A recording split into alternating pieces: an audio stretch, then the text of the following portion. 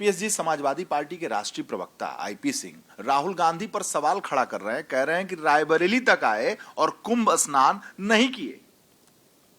वाह, क्या बात है।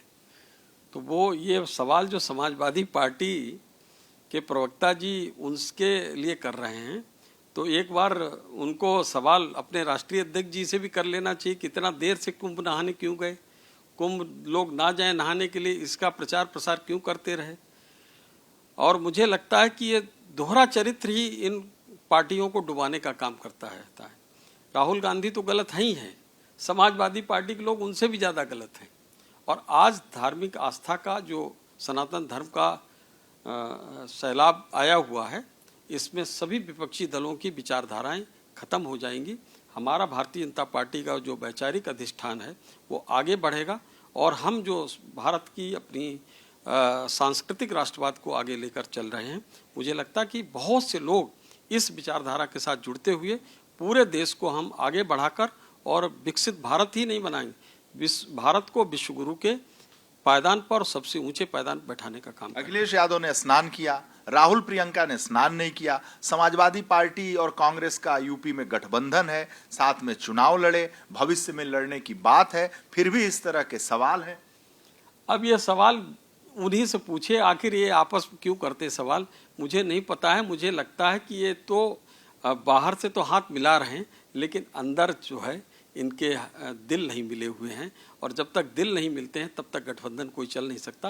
ये गठबंधन इनका स्वार्थवादी गठबंधन है और ये आज नहीं तो कल, कल नहीं तो परसों ये खत्म होना ही था।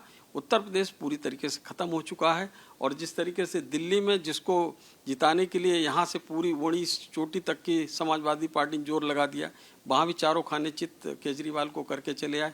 जहाँ जहाँ ये जाएंगे वहाँ वहाँ दूसरे दल के लोगों की लुटियाई डुबोने का काम करेंगे। जेपीएस जी डीके शिव कुमार, कर्नाटक वाले मंत्री, उप मुख्यमंत्री, जिन्होंने तारीफ की है कुंभ की स्वच्छता, भव्यता, दिव्यता, प्रशासन की, और कह रहे हैं मैं हिंदू हूं, हिंदू ही मरूंगा।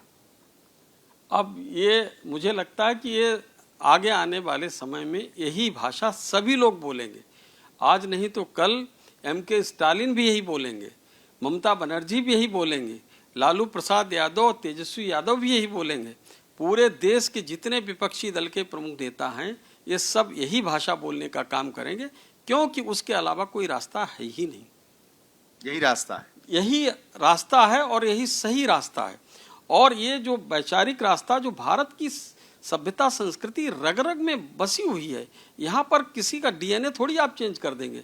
यहाँ पर लोगों के मन में जो गंगा जी के प्रति आस्था है, जो कुंभ के लिए आस्था है, और जो यहाँ पर हमारे प्रभु श्री राम के लिए, प्रभु शिव जी के लिए और कृष्ण जी के लिए तमाम ऐसे, और अपने जो साउथ में भी हैं बालाजी महाराज के लिए, तमाम लोगों के लिए ऐसे मतलब आस्थाएं हैं, उसको बदल ही नहीं सकते। और ये लोग बेवजह उस आस्था को बदलने की कोशिश करते हैं। भारतीय जनता पार्टी लोगों की जनभावनाओं के हिसाब से काम करती, हमारा वैचारिक अधिष्ठान पूरा होगा।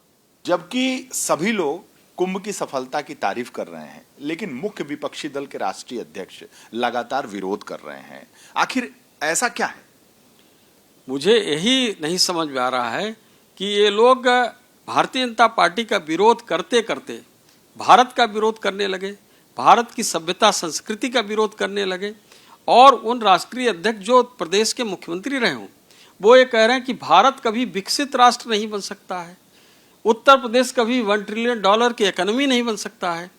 भारत को विकसित राष्ट्र ना बन सके ऐसी भावना, ऐसी कल्पना और कोई पाकिस्तान का कोई नेता कहे तो मुझे समझ में आता है, लेकिन भारत की धरती पर रहने वाला कोई व्यक्ति इस प्रकार के भाव रखे कि भारत कभी विकसित राष्ट्र नहीं बनना, ये हमारे समझ से परे है। और ख़ासतौर से तब जो उत्तर प्रदेश का मुख्यमंत्री रह चुका हो ऐसा व्यक्ति ये बात करे, तो मुझे लगता है कि वो जनभावनाओं के साथ खिलवाड़ कर रहा है और जनता इसका जवाब आगे आने वाले समय में देगी। बहुत बहुत धन्यवाद। एबीपी गंगा, खबर आपकी, जुबान आपकी।